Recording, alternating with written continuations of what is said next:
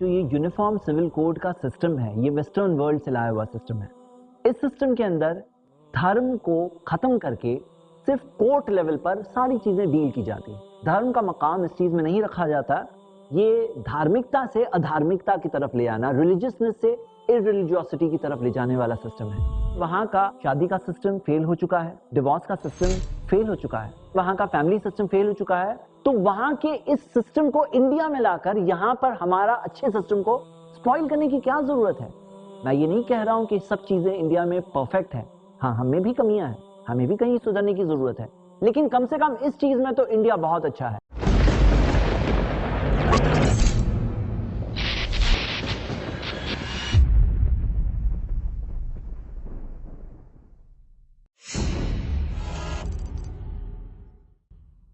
अल्हम्दुलिल्लाह वस्सलातु वस्सलाम अला रसूलिल्लाह वला आलिहि वसहबिहि अजमईन, अम्मा बाद। औज़ु बिल्लाहि मिनश शैतानिर रजीम, बिस्मिल्लाहिर रहमानिर रहीम। ब्लैक एंड व्हाइट के इस एपिसोड में इंडिया में रहने वाले हमारे सारे भाई और सारे बहनों को मैं वेलकम करता हूं। हम आज एक बहुत ही सुलगते हुए करंट मौजू यूनिफॉर्म सिविल कोड के बारे में 10 ऐसे रिसर्च्ड पॉइंट्स देखेंगे जिससे हम सब ये बात को समझने की कोशिश करेंगे कि यूनिफॉर्म सिविल कोड हमारी कंट्री इंडिया, उसकी तरक्की, उसके डेवलपमेंट, उसके प्रोग्रेस, उसके सक्सेस के लिए अच्छा है या बुरा है। सबसे पहले एक बहुत इंपॉर्टेंट बात, बहुत सारे लोग ये सोचते हैं कि यूनिफॉर्म सिविल कोड इस टॉपिक का ताल्लुक मुस्लिम समाज से है या किसी एक कम्युनिटी से है या किसी एक रिलीजन से है। हालांकि हकीकत ये है जो हमारे सामने इस रिसर्च के दौरान आने वाली है कि इसका ताल्लुक तो इंडिया के रहने वाले हर एक शख्स से है, चाहे वो जिस किसी धर्म से क्यों ना हो। सबसे पहले हम ये देखते हैं कि यूनिफॉर्म सिविल कोड है क्या। प्रोसीजरल लॉज में दो टाइप के लॉज हमें मिलते हैं, क्रिमिनल लॉज और सिविल लॉज। आप देख सकते हैं क्रिमिनल कोड्स होते हैं जिनमें क्रिमिनल मैटर्स चलते हैं और सिविल कोड्स होते हैं जिसमें प्रॉपर्टी, कॉन्ट्रैक्ट वगैरह कई सारे सिविल मैटर्स चलते हैं। सिविल लॉज के मुतालिक ये पूरा डिस्कशन है। आज बहुत सारे लोग डिमांड कर रहे हैं कि हमारी कंट्री इंडिया में यूनिफॉर्म सिविल कोड आना चाहिए, तो शायद उन्होंने इस बात पर गौर नहीं किया है कि इंडिया में ऑलरेडी यूनिफॉर्म सिविल कोड है। क्योंकि सिविल मैटर्स में हम देखते हैं कि प्रॉपर्टीज के मुतालिक ऑलरेडी एक ही कानून चल रहा है, उसी तरह कॉन्ट्रैक्ट से मुतालिक एक ही कानून चल रहा है, यूनिफॉर्म सिविल कोड है। उसी तरह टॉर्ट लॉ के मुतालिक एक ही कानून है, बैंकिंग, इंश्योरेंस वगैरह के ताल्लुक से एक ही कानून है। लेकिन सिविल लॉज के अंदर एक हिस्सा है, वो है फैमिली लॉज। फैमिली लॉज के अंदर हमारी कंट्री में अलग अलग कम्युनिटीज के अलग अलग लॉज चल रहे हैं। तो हमारे इस पूरे डिस्कशन में सिविल लॉज का एक हिस्सा फैमिली लॉज के मुतालिक हम बातें देखने वाले हैं। सबसे पहले इंडिया में हम सारे के सारे लोग अलग अलग धर्मों के, अलग अलग बैकग्राउंड्स के, अलग अलग बिलीफ्स हैं हमारे, लेकिन हम सब इस कंट्री के रहने वाले हैं। हम सब इस कंट्री का अच्छा चाहने वाले हैं। हम सब में ऐसे तो एक ही खून दौड़ रहा है, एक इंसानी रिश्ता तो है ही, लेकिन उससे आगे बढ़कर एक ऐसा रिश्ता भी है कि हम सब इस कंट्री के खैर खा हैं, अच्छा चाहने वाले हैं। हम में कई सारे डिफरेंसेस है, लेकिन डिफरेंसेस के बावजूद हम में एक अंडरस्टैंडिंग है, हम में एक कॉमन चीज है जो हमें साथ लेकर चली है इतने सालों से। तो आइए इस एनालिसिस में हम देखते हैं सबसे पहला पॉइंट, हम सब के रिलीजियस बिलीफ्स तो अलग हैं, हम सब की जो आस्थाएं हैं, जो श्रद्धाएं हैं, वो सारी की सारी अलग अलग हैं। इंडिया में हम देखते हैं कि एक तरह की डाइवर्सिटी है। क्या हम सब के सब एक यूनिफॉर्म कॉमन गॉड की वर्शिप करते हैं? क्या हम सब की रिलीजियस प्रैक्टिसेस, हमारी पूजा, उपासना, वर्शिप, इबादत, क्या सब कॉमन है? क्या हमारे पास एक यूनिफॉर्म कॉमन वर्शिप सिस्टम है? सबके तरीके अलग अलग हैं। हम सब के फेस्टिवल्स और त्योहार अलग अलग हैं। हमारे कोई यूनिफॉर्म कॉमन त्योहार तो नहीं है। हम देखते हैं कि हमारे डाइटरी लॉज या जो खाना पीना हम खाते हैं उसके अंदर भी बहुत सारे डिफरेंसेस हैं। कुछ लोग हैं जो वेजिटेरियन खाते हैं, कुछ लोग हैं जो नॉन वेजिटेरियन खाते हैं, कुछ लोग हैं जो पिग का गोश्त भी खाते हैं और कुछ लोग हैं जो प्याज और लहसुन भी नहीं खाते। तो इसमें तो हम कॉमन नहीं है, हमारा कोई यूनिफॉर्म कॉमन डाइटरी लॉ तो नहीं है। उसी तरह हम देखते हैं कि हमारे ड्रेस कोड्स भी अलग अलग हैं। हमारे अपने रिलीजियस बिलीव्स और रीजन के एतबार से हमारे अपने ड्रेसिंग लॉज हैं। तो हमारा कोई यूनिफॉर्म कॉमन ड्रेसिंग लॉ भी नहीं है। और यहाँ तक कि हम देखते हैं कि इंडिया के अंदर एजुकेशन में या गवर्नमेंट जॉब्स में रिजर्वेशन की वजह से वहां भी कोई कॉमन सिस्टम नहीं चलता है। लेकिन यहाँ पर आज जो प्रपोजल रखा जा रहा है कि इंडिया के अंदर फैमिली लॉज के अंदर, जो हमारे घर के अंदर की बात है, जो हमारी फैमिली इश्यूज से ताल्लुक रखते हैं, उसके अंदर एक यूनिफॉर्म कॉमन फैमिली लॉ लाया जाए जो सारे धर्म के लोगों के लिए एक ही कानून रहे। उस चीज के बारे में हम देखते हैं कि जब हमारे बिलीफ्स अलग अलग है, हमारे रिलीजियस रिचुअल्स अलग अलग है, हमारे फेस्टिवल्स अलग है, हमारे कपड़ों का सेंस अलग है, हमारे डाइटरी लॉज अलग है और कई सारी और चीजों में हमारे डिफरेंसेस हैं, तो हमारे मैरिज और फैमिली रिलेटेड लॉज कैसे कॉमन हो सकते हैं?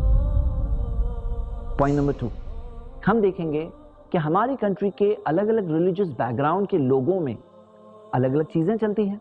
मिसाल के तौर पर हमारे हिंदू भाई मैरिज के अंदर 7 फेरे लेते हैं और 7 फेरे लिए बगैर शादी नहीं होती। अब हम देख रहे हैं कि जब यूनिफॉर्म सिविल कोड आ जाएगा तो मैरिज 7 फेरों से नहीं, मैरिज कोर्ट में जाकर सिग्नेचर करने से होगी। तो हम देखते हैं कि ये जो एक रोल है कि एक शख्स किसी भी मंदिर में जाए, किसी भी मस्जिद में जाए, किसी भी चर्च में जाए, वहां जाके बहुत आसानी से शादी कर सकता था और एक मकाम और स्टेटस हमारे इन रिलीजियस प्लेसेस को मिलता था। कई सारे ऐसे लोग जो धार्मिक नहीं है लेकिन कम से कम शादी की वजह से आ जाया करते थे। तो हम देखते हैं कि वो मकाम जो हमारी प्लेसेस का था, वहां के बड़ों का था, हमारे रिलीजियस क्लर्जी और प्रीस्ट का था, अब वो मकाम खत्म होने वाला है। तो मेरे ब्रदर्स एंड सिस्टर्स जरा गौर करिए, अब इसके अंदर कई सारी चीजें हैं जो हम सारी कम्युनिटी से ताल्लुक रखती हैं। जैसे मिसाल के तौर पर हम देखते हैं कि हिंदू अनडिवाइडेड फैमिली को इनकम टैक्स बेनिफिट दिए गए हैं। इनकम टैक्स पर्पस के लिए उसका एक अलग इंडिविजुअल पैन कार्ड होता है, उसकी अलग एक अपनी टैक्स रेंज होती है। मिसाल के तौर पर हम देखते हैं कि 10 लाख की इनकम हो और क्योंकि एक अलग एंटिटी है तो इसका एक 1.25 लाख रुपए का इनकम टैक्स होगा। वही 10 लाख इनकम अगर जनरली उसके बगैर होती तो 3 लाख का इनकम टैक्स होता, यानी कि तकरीबन 1.25 लाख की इनकम टैक्स की सेविंग जो मिलती है जो एक एक फैमिली को। ऐसी लाखों फैमिलियां हैं जो ये टैक्स बेनिफिट ले रही है। उसी तरह हम देखते हैं कि हमारी पूरी कंट्री में कई सारी कम्युनिटीज से ताल्लुक रखने वाली कई सारी चीजें हैं। मिसाल के तौर पर हमारे सिख भाइयों में आनंद मैरिज एक्ट सन 1909 में यह एक्ट पास हुआ था जो सिख पर्सनल लॉ से ताल्लुक रखता है। आज से सिर्फ 4 साल पहले 2012 में आनंद मैरिज एक्ट एक अमेंडमेंट से गुजरा, जिसके बाद सिख मैरिजेस कन्वीनियंटली बहुत आसानी से आनंद मैरिज एक्ट के जरिए रजिस्टर हो सकती थी। कितनी खुशियां थी। सिख कम्युनिटी में हम देखते हैं कि कितने सारे पॉजिटिव स्टेटमेंट्स आए, कितने सारे पॉजिटिव रिस्पॉन्स आए। हम देखते हैं कि सिख राइट ग्रुप्स ने ये प्लान बनाया कि हमें ये कामयाबी मिली, अब हमें इसके बाद ये कामयाबी चाहिए। लेकिन अभी सिर्फ 4 साल गुजरे हैं और सारी वो खुशी, सारी वो कोशिशें खत्म हो जाएगी फिर एक बार अगर यूनिफॉर्म सिविल कोड आ जाता है। ताज्जुब की बात तो ये है कि पाकिस्तान जैसी कंट्री में भी आनंद मैरिज एक्ट 2007 में पास हुआ और बांग्लादेश में भी 1909 वाला एक्ट आज भी वैलिड है। हम आगे बढ़ते हैं आदिवासियों की तरफ। इन दिनों में एक आदिवासी ग्रुप ने सुप्रीम कोर्ट में यूनिफॉर्म सिविल कोड के खिलाफ अपना पिटीशन दर्ज किया। इस ग्रुप का यह कहना है कि हम 11 करोड़ आदिवासी जो इंडिया में रहते हैं ये हिंदू मैरिज एक्ट के अंदर नहीं आते। दलील के तौर पर उन्होंने चारों हिंदू एक्ट जो 1955-1956 के अंदर पास हुए थे, Hindu marriage act, Hindu succession act, Hindu minority and guardianship act, Hindu adoption and maintenance act, ये चारों एक्ट्स के अंदर सेक्शन 2 सब सेक्शन 2 के अंदर बताया है कि nothing contained in this act shall apply to the members of the scheduled tribes, यानी शेड्यूल्ड ट्राइब्स के मेंबर्स पर हिंदू मैरिज एक्ट के चारों एक्ट नहीं अप्लाई होते हैं। तो उनके ऊपर क्या अप्लाई होता है, वो किस कानून के तहत चलते हैं? वो अपने ट्राइबल कस्टम्स, ट्राइबल ट्रेडिशन उसके तहत ऑपरेट करते हैं। तो उनका ऑब्जेक्शन है कि जब यूनिफॉर्म सिविल कोड आएगा तो उनका ये सारा रिलीजियस फ्रीडम जो वो एक्सरसाइज करते आए हैं वो खत्म हो जाएगा।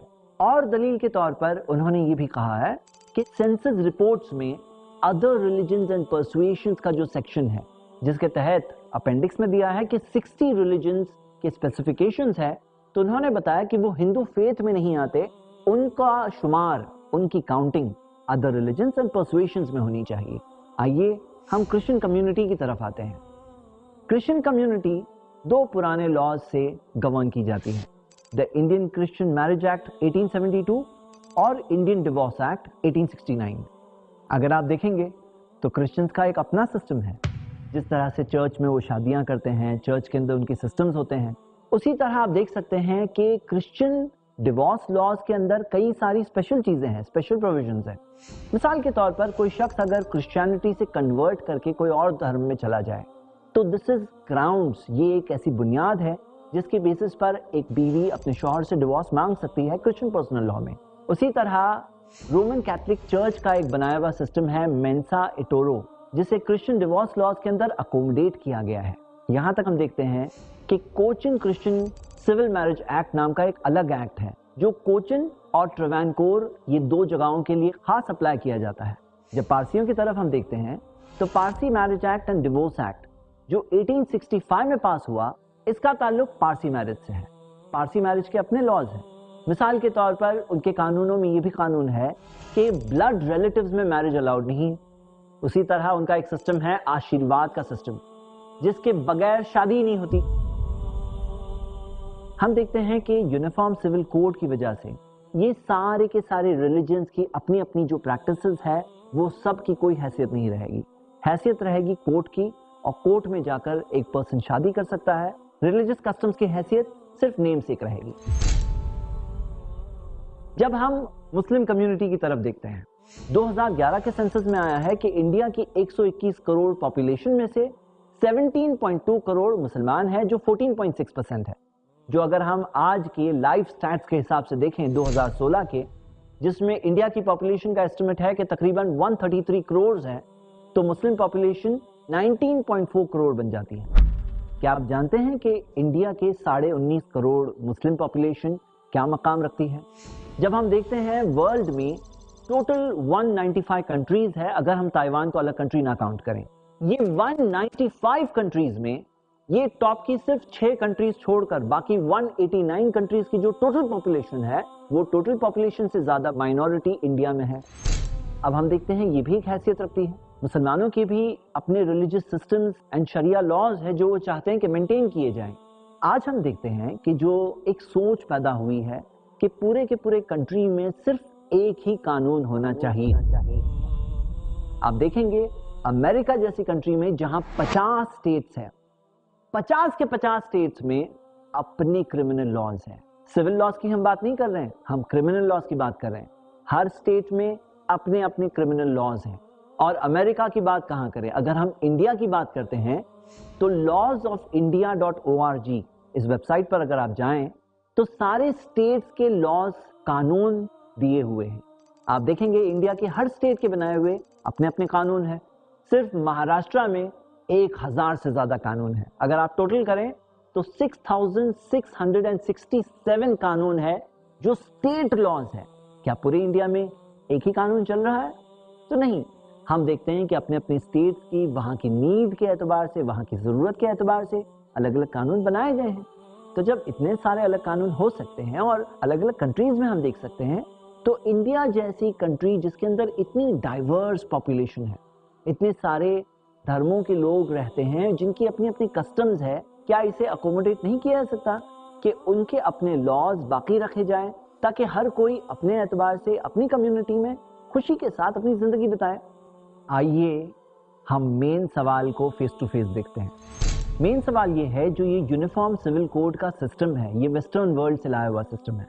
इस सिस्टम के अंदर धर्म को खत्म करके सिर्फ कोर्ट लेवल पर सारी चीजें डील की जाती है। धर्म का मकाम इस चीज में नहीं रखा जाता। ये धार्मिकता से अधार्मिकता की तरफ ले आना, रिलीजियसनेस से इररिलीजियोसिटी की तरफ ले जाने वाला सिस्टम है। आइए हम देखते हैं कि ये सिस्टम जो वेस्टर्न वर्ल्ड का है, क्या ये कामयाब सिस्टम है या टोटली फेल्ड सिस्टम है। अमेरिका में कितने बच्चे आउटसाइड मैरिज पैदा हो रहे हैं? क्या आप इमेजिन कर सकते हैं? अगर 100 बच्चे पैदा होते हैं तो 40 बच्चे आउटसाइड मैरिज पैदा हो रहे हैं। और 30 साल से कम उम्र वाली औरतों को जो बच्चे पैदा हो रहे हैं वो मोर देन 50% आउटसाइड मैरिज पैदा हो रहे हैं। यूरोपियन यूनियन की पूरी 28 कंट्रीज का एवरेज है कि 40% बच्चे शादी के बाहर पैदा होते हैं। और ये तो फिर भी ठीक है, फ्रांस 57% पहुंच चुका है, यानी 50% क्रॉस कर चुका है। आइसलैंड में तो 66.9% बच्चे आउटसाइड मैरिज पैदा हो रहे हैं।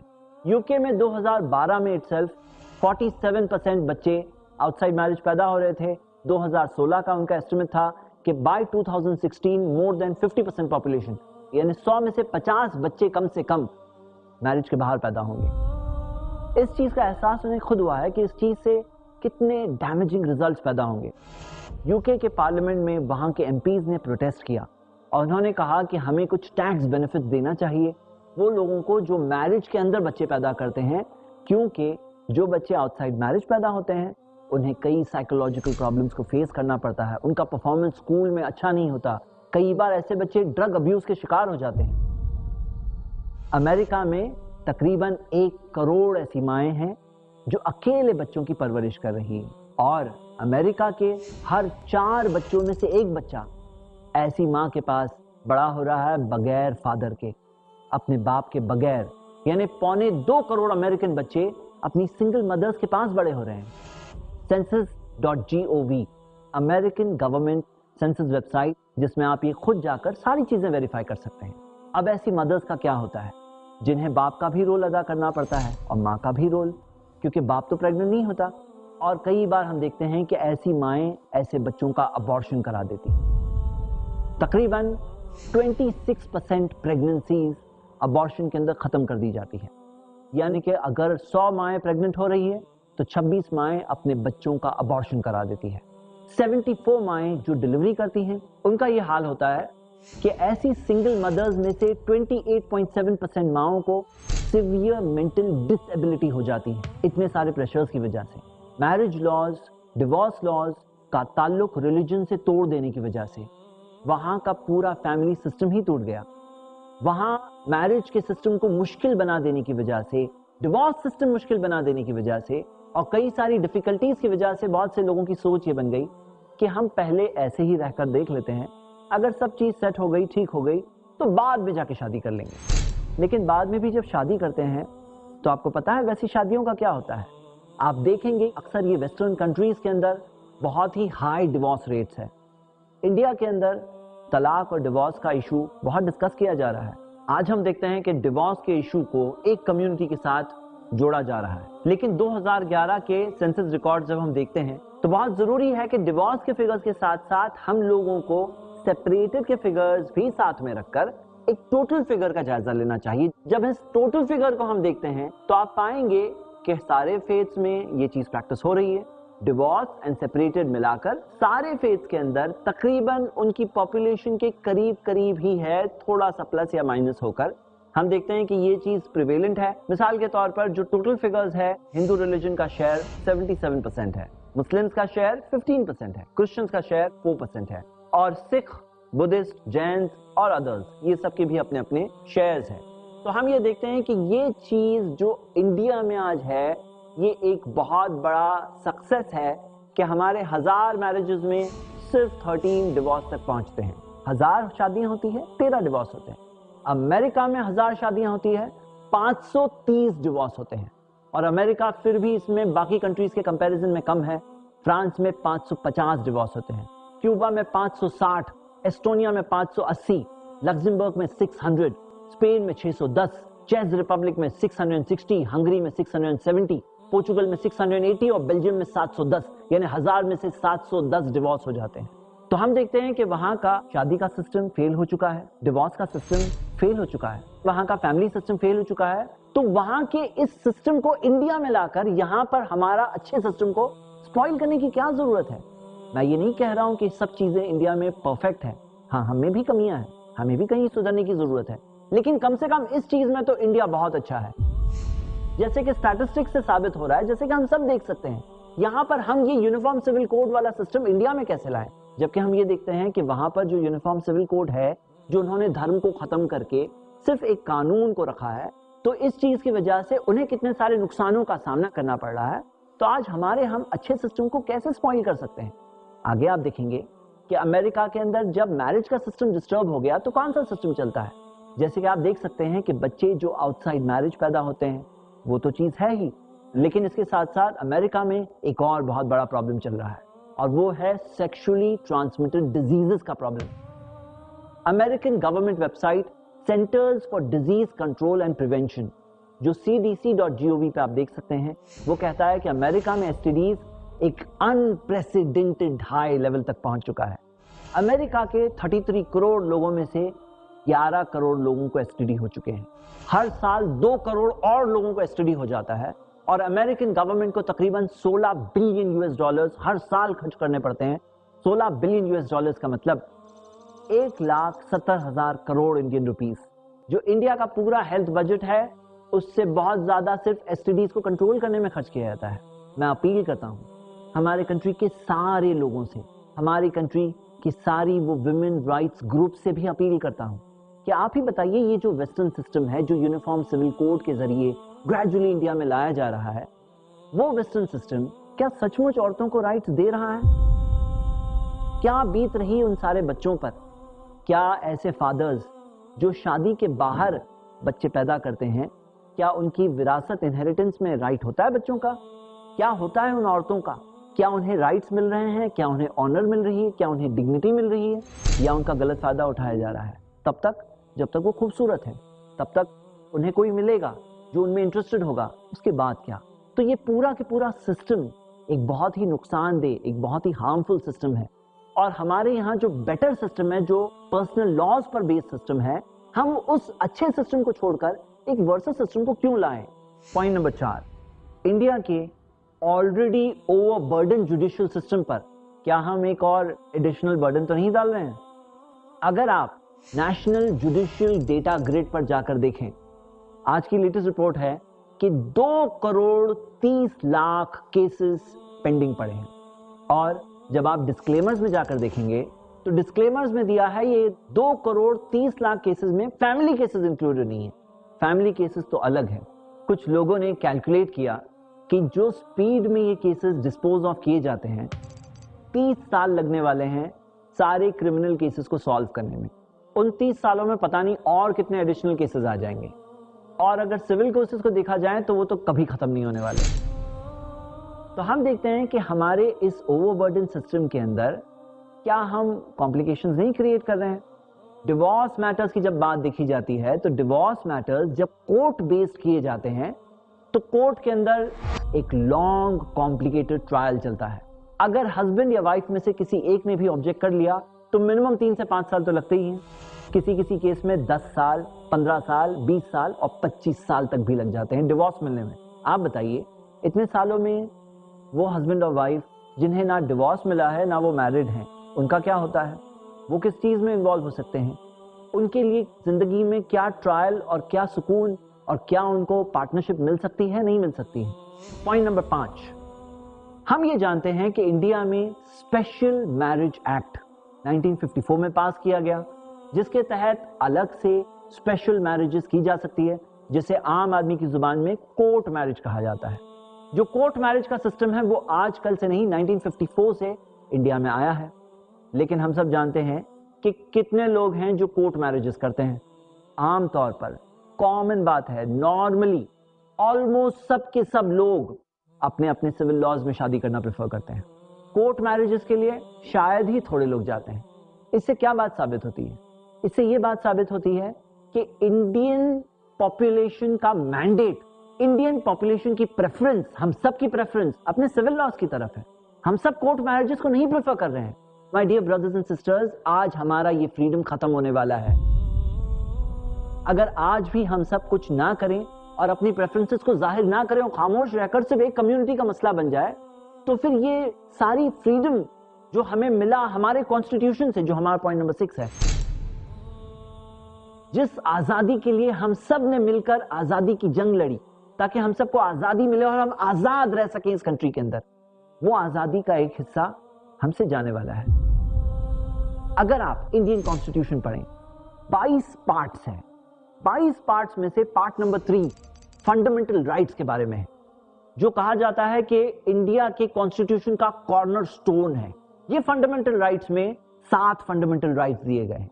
7 फंडामेंटल राइट्स में अगर आप आर्टिकल 25 पढ़ें तो फ्रीडम ऑफ रिलीजन का राइट दिया गया है और उसमें क्लियरली दिया है कि all persons are equally entitled to the freedom of conscience. हम सबको अपनी सोच का एक फ्रीडम दिया गया है and the right to freely profess, practise and propagate religion.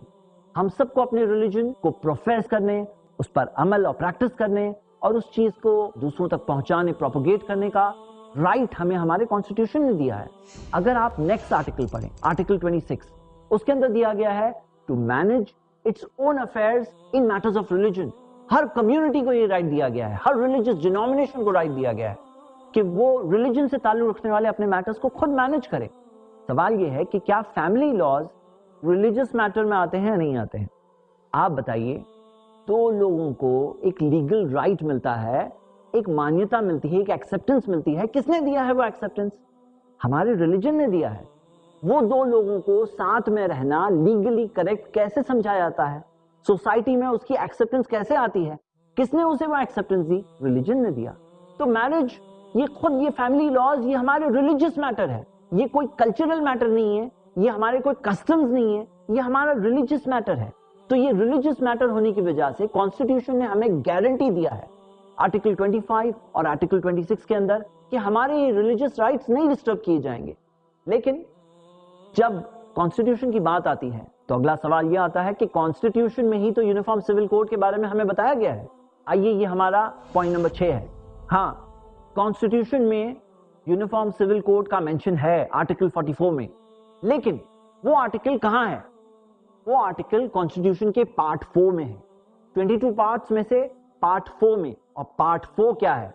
Part 4 directive principles of state policy है। अगर आप पार्ट 4 पढ़ें, उसके अंदर आर्टिकल नंबर 37 में क्लियरली दिया हुआ है, the provisions contained in this part shall not be enforceable by any court. ये क्या है मामला? ये सारे जो आर्टिकल्स है, जो डायरेक्टिव प्रिंसिपल्स है, ये एनफोर्सेबल बाय एनी कोर्ट नहीं है, ये डायरेक्शनल है, जो एक नेशनल कॉन्शियंस की तरफ हमें गाइड कर रहे हैं। इससे पहले कि हम आर्टिकल 44 पढ़ें, हम उससे पहले डायरेक्टिव प्रिंसिपल्स में 2-3 आर्टिकल्स पढ़ेंगे और उसको इवैल्यूएट करेंगे, फिर हम आर्टिकल 44 की तरफ जाएंगे। आर्टिकल 47 में दिया है, the state shall endeavour to bring about the prohibition of the consumption except for medical purposes of intoxicating drinks and of drugs which are injurious to health. इसमें दिया गया है कि सारे किस्म के शराब, सारे किस्म के ड्रग्स पूरी तरह से इंडिया में बैन किए जाएंगे। आर्टिकल नंबर 47 में दिया हुआ है। इस बारे में क्या किया है? क्या आपको पता है? इंडिया में स्टैटिस्टिक्स हमें बताती है कि national survey report of the UN office के मुताबिक और इंडिया के Indian ministry of social justice and empowerment के मुताबिक इंडिया में 1,07,00,000 ड्रग यूजर्स है। 1,07,00,000, जो कई कंट्रीज की पॉपुलेशन से ज्यादा हमारे पास ड्रग यूजर्स हैं। क्या हम जानते हैं कि इंडिया में रोज 10 लोग सुसाइड करते हैं और उनमें से एक शख्स ड्रग एडिक्ट होता है, जो ड्रग्स के प्रॉब्लम्स की वजह से सुसाइड कर बैठता है। क्या हम जानते हैं कि इंडिया के अंदर शराब का कंजम्पशन बढ़ रहा है? कई कंट्रीज है जो शराब का प्रॉब्लम कम कर रही है, लेकिन इंडिया में शराब का प्रॉब्लम बढ़ रहा है।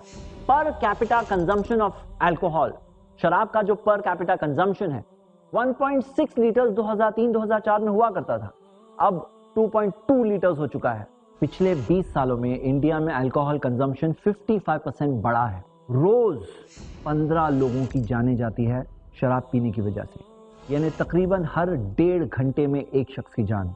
डायरेक्टिव प्रिंसिपल्स में आर्टिकल 39 कहता है that the state shall in particular direct its policy towards securing that the citizens men and women equally have the right to an adequate means of livelihood। यानी रोजगार के ताल्लुक से स्टेट कोशिश करेगा कि सबको रोजगार मिले, सारों के सारों को। लेकिन हम देखते हैं कि इंडिया के अंदर अनएम्प्लॉयमेंट रेट आज पिछले 5 सालों में हाईएस्ट लेवल पर चल रहा है। गवर्नमेंट रिपोर्ट्स के मुताबिक इंडिया के 77% घर ऐसे हैं जहां कोई रेगुलर इनकम नहीं है, जहां रेगुलर वेजेस या रेगुलर सैलरी मिल रही है। किसी महीने में मिलती है, कभी नहीं मिलती है। 5% तो ऐसे लोग हैं जिन्हें बिल्कुल भी एम्प्लॉयमेंट नहीं मिलता, टोटली अनएम्प्लॉयड। आइए हम देखते हैं, आर्टिकल 48 ऑफ डायरेक्टिव प्रिंसिपल्स में दिया है, the state shall endeavour to organise agriculture. इससे पहले आर्टिकल 43 में भी एग्रीकल्चरल लेबरर्स के ताल्लुक से बात आ चुकी थी, लेकिन आज हम देखते हैं कि एग्रीकल्चरल लेबरर्स का क्या हाल है। एग्रीकल्चर में हालांकि इंडिया की आधी वर्क फोर्स लगी हुई है, अराउंड 50%, लेकिन एग्रीकल्चर का हिस्सा जीडीपी का ओनली 13% के करीब है। तकरीबन 26 crore farmers, cultivators, agricultural workers काम कर रहे हैं, लेकिन उनमें से कई सारों का तो ये हाल है कि अपनी जिंदगी खुदकुशी करके खत्म कर देते हैं। आप देखेंगे कि 2014 में 5,650 फार्मर्स ने खुदकुशी की और 2015 की स्टैटिस्टिक्स के मुताबिक 8,000 से ज्यादा फार्मर्स ने खुदकुशी की। आइए अब हम आते हैं आर्टिकल 44 पर। आर्टिकल 44 में ये दिया गया है, the state shall endeavour to secure for the citizens a uniform civil code throughout the territory of India. लेकिन सबसे पहली बात इसमें ये नहीं दिया है that the Supreme Court shall endeavour, इसमें दिया गया है द स्टेट शैल एंडेवर। इसके बैकग्राउंड में जाना होगा। हम देखते हैं कि पार्लियामेंट बनने से पहले कॉन्स्टिट्यूएंट असेंबली थी जिसे ब्रिटिश ने बनाया था। 1946 से लेकर 1950 तक कॉन्स्टिट्यूएंट असेंबली बाकी रही। कॉन्स्टिट्यूएंट असेंबली के अंदर कई सारे डिबेट्स और डिस्कशंस हुए जिसके अंदर हमारा कॉन्स्टिट्यूशन पास किया गया। जब आर्टिकल 44 आया उस वक्त पर उस जमाने में भी एक बहुत बड़ा डिस्कशन और आर्ग्यूमेंट हुआ था। आप देखेंगे कि ये डिबेट्स पार्लियामेंट की वेबसाइट पर मौजूद है और वो डिबेट्स के अंदर बाबा साहेब अंबेडकर का स्टेटमेंट मौजूद है। उन्होंने कहा था, it does not say that after the code is framed the state shall enforce it upon all citizens merely because they are citizens, यानी कि ये code uniform civil code citizens के ऊपर एनफोर्स नहीं किया जाएगा। हम देखते हैं कि आज हम इंडिया के रहने वाले लोग हैं। इंडिया में बहुत सारे ऐसे डायरेक्टिव प्रिंसिपल्स पर अमल करने की जरूरत है, चाहे वो शराब को बैन करना है, चाहे वो एम्प्लॉयमेंट जनरेट करना है, चाहे वो फार्मर्स के हालात को सुधारने की कोशिश करना है, और भी कई सारी चीजें हैं जो इंडिया की तरक्की के लिए जरूरी है। लेकिन ये यूनिफॉर्म सिविल कोड के वजह से हम देखते हैं बहुत सारे प्रॉब्लम्स जो इंडिया के अंदर आज नहीं है, कल हमारे फैमिली लॉज के अंदर ये प्रॉब्लम्स आ सकते हैं। हम देखते हैं कि जब इस टॉपिक पर ऑब्जेक्शन उठाए जाते हैं तो क्या टॉपिक पर बात होती है? ट्रिपल तलाक, चाइल्ड मैरिज, पॉलीगमी, मेंटेनेंस और क्या मौजूद है। लेकिन आप देखेंगे कि ये सारों के ताल्लुक से कुछ ना कुछ लॉज मौजूद है। मिसाल के तौर पे चाइल्ड मैरिजेस के मुतालिक चाइल्ड मैरिज एक्ट 2006 मौजूद है जो सारी कम्युनिटीज पर यूनिफॉर्मली अप्लाई किया जाता है, तो ये तो मौजूद है। उसी तरह हम देखते हैं the protection of women upon divorce act 1986 भी मौजूद है। खास तौर से डैनियल लतीफी जजमेंट जो 2001 में सुप्रीम कोर्ट से मिला था, इसके इंटरप्रिटेशन के साथ में विमेन के कई राइट्स इजीली सिक्योर किए जा सकते हैं। मतलब हमारी कंट्री में दो सिस्टम चलते हैं। एक सिस्टम है पर्सनल लॉ का सिस्टम। जो शख्स पर्सनल लॉ के थ्रू करना चाहता है उसके लिए वो ऑप्शन ओपन है। जो चाहता है कि उसे लीगली जाकर अपने राइट्स को सिक्योर करना है, तो जैसे हमने मैरिज के अंदर देखा, एक है पर्सनल लॉ के थ्रू मैरिज, एक है स्पेशल मैरिज एक्ट 1954 के थ्रू मैरिज। उसी तरह हम देखते हैं कि दहेज के ताल्लुक से द डाउरी प्रोहिबिशन एक्ट, जिसके अंदर आईपीसी के भी sections 498A cruelty to wives या 304B डाउरी मर्डर्स भी अप्लाई होते हैं। और जहां तक ट्रिपल तलाक का सवाल है, 2002 का एक लैंडमार्क जजमेंट सुप्रीम कोर्ट का अवेलेबल है, शमीम आरा वर्सेस स्टेट ऑफ यूपी, जिसके अंदर ये जजमेंट पास किया गया था कि ट्रिपल तलाक एप्लीकेबल नहीं होगा। उसी तरह 2002 में दगड़ू पठान वर्सेस रहीम बी पठान का भी केस है, जिसे बॉम्बे हाई कोर्ट की फुल बेंच ने पास किया था। और साथ साथ में 2004 का एक और केस है, नजमू बी वर्सेस सिकंदर रहमान का भी केस मौजूद है। तो जो लेडीज चाहते हैं कि वो कोर्ट ऑफ लॉ के सिस्टम से जाए, वो जाकर वहां से हासिल कर सकते हैं। लेकिन बाकी सारे लोग जो सिविल लॉ के तहत रहना चाहते हैं वो रह सकते हैं। तो हमारे पास ये दोनों सिस्टम्स आज ऑलरेडी मौजूद है। जो बात इस तरह से मीडिया में हो रही है जैसे कि कुछ कानून मौजूद ही नहीं है और कानून अभी लाया जा रहा है, तो कानून ऑलरेडी मौजूद है और कानून में कई सारे लॉज, कई सारे ऐसे जजमेंट ऑलरेडी मौजूद है, जिससे जो लोग वो सिस्टम से जाकर कुछ हासिल करना चाहते हैं वो कर सकते हैं। पॉइंट नंबर 9, 175 साल की गुलामी से हम 1947 में आजाद हुए। ब्रिटिश ने हमारे कई सारे हुकूक ले लिए, कई तरह के जुल्म ढाए, लेकिन ब्रिटेन ने हमारे पर्सनल लॉज का राइट नहीं लिया था। उस 175 साल के पीरियड में आप देखेंगे कि लेक्स लॉ की रिपोर्ट मौजूद है जो 1840 के अंदर है, जिसके अंदर हम देखते हैं कि ब्रिटिश गवर्नमेंट ने कहा, it is recommended that the personal laws of Hindus and Muslims should be kept outside such codification. 1859 में क्वीन का प्रोक्लेमेशन था कि personal laws should continue to govern by separate courts for different communities. 1772 में Warren Hastings, जो उस जमाने का governor general था, उसने ऐसे प्रोविजंस बनाए जिससे कि हिंदू लॉ हिंदूज के लिए, इस्लामिक लॉ मुस्लिम्स के लिए, जो पर्सनल मैटर के लिटिगेशन में इस्तेमाल किया जाए। और इंडिया की आज़ादी 1947 में हुई, लेकिन उससे 10 साल पहले 1937 में मुस्लिम पर्सनल लॉ शरीयत पास किया गया। तो हम देखते हैं कि यहाँ पर ये सारे कानून जो चलते आए, हिंदूज को, मुस्लिम्स को, क्रिश्चियंस को, पारसीज को, सबको अपने पर्सनल लॉज इस पूरे पीरियड में मिलते रहे। तो हम देख रहे हैं कि इस तरह का सप्रेशन तो ब्रिटिश ने भी नहीं किया। आखिरी बात, 10वां पॉइंट, आज हम देख रहे हैं कि यूनिफॉर्म सिविल कोड के ऑपोजिशन में सब बैकग्राउंड के लोग मिलकर आ रहे हैं। अगर हम मुस्लिम कम्युनिटी की बात करें तो आज हम देखते हैं कि all India Muslim personal law board के अंडर मुस्लिम कम्युनिटी के सारे सेक्ट्स के लोग साथ में मिलकर इस मैटर को अपोज कर रहे हैं। सारे के सारे सेक्ट्स में से कोई एक भी सेक्ट ऐसा नहीं है जिसने यूनिफॉर्म सिविल कोड को सपोर्ट किया है। हाँ, कुछ फ्रिंज एलिमेंट्स हैं जो टेलीविजन पर आकर या खुद की पर्टिकुलर इंडिविजुअल हैसियत में वो कुछ अपने ओपिनियंस रखते हैं, लेकिन मैं उनसे भी एक बात कहना चाहता हूं कि वो एक बात को मिस आउट कर रहे हैं। यहां पर अब टॉपिक ये नहीं डिस्कस हो रहा है कि एक सिटिंग में 3 तलाक 3 होंगे या 1 होंगे। यहां 3 और 1 की बात नहीं हो रही है। यहां बात ये हो रही है कि मुस्लिम पर्सनल लॉ के तहत ये चलेंगे या सारे कम्युनिटीज के सारे लॉज जैसे Hindu personal law, Christian personal law, Parsi personal law के तहत हमारी कंट्री चलने वाली है, या हमारी कंट्री कोई एक कॉमन यूनिफॉर्म सिविल कोड के तहत चलने वाली है। अगर यूनिफॉर्म सिविल कोड के अंडर में मामला आता है तो कोई भी डिवोर्स नहीं दे पाएगा, ना हस्बैंड दे पाएगा, ना वाइफ दे पाएगी। डिवोर्स तो सिर्फ कोर्ट दे पाएगा। मैं उम्मीद करता हूं कि 10 पॉइंट्स जो आप सबके सामने रखे गए हैं, ये 10 पॉइंट्स पर हम सब के सब गौर करेंगे और हम सब के सब इस चीज के अंदर एक सोल्यूशन का हिस्सा बनेंगे, क्योंकि आज इंडिया एक टर्निंग पॉइंट पर है। अगर इस टर्निंग पॉइंट पर हम सारे के सारे कोई पॉजिटिव स्टेप नहीं लेते अपनी फ्रीडम को मेंटेन करने के लिए, तो हो सकता है कि वो एक दरवाजा खुल जाएगा, एक ऐसा दरवाजा जिसमें आज तो जो चीजें होगी पता नहीं, लेकिन वो दरवाजा खोलने के बाद फ्यूचर की कौन सी हुकूमत कौन से कानूनों को लाकर आखिर में धार्मिकता से अधार्मिकता की तरफ, या जो हमारे यहाँ एक पाकीज़गी का, चेस्टिटी, अच्छे मॉरल्स का एक सिस्टम जो हमारी सोसाइटी में हमें दिखता है, जिसकी सेफ्टी हम सबके साथ महसूस करते हैं, कहीं ऐसा तो नहीं कि वो सेफ्टी, वो चेस्टिटी, वो पाकीज़गी हमारी सोसाइटी से चले जाएगी। आखिर में हम सब ने मिलकर आज़ादी के जंग को लड़ा। आज हमारी आज़ादी यहाँ पर मौजूद है। आज कुछ लोगों के इस मौजू को, इस टॉपिक को एक गलत तरीके से अंडरस्टैंड करने की वजह से हमारी ये फ्रीडम रिस्ट्रिक्ट करने की बात हो रही है। मैं आप सबको उभारूंगा कि हमें लर्न करना चाहिए हिस्ट्री से लेसन्स। हम देखते हैं कि सोवियत रशिया जैसा एक पावरफुल कंट्री भी जब रिलीजियस फ्रीडम्स को सप्रेस करने लगा, जब यूनिफॉर्म लॉज वगैरह सारों के लिए लाने लगा, आखिर में जाकर जब सोवियत रशिया डिसइंटीग्रेट होकर अलग हुआ, तो वजहों में से ये भी एक बहुत बड़ी वजह थी।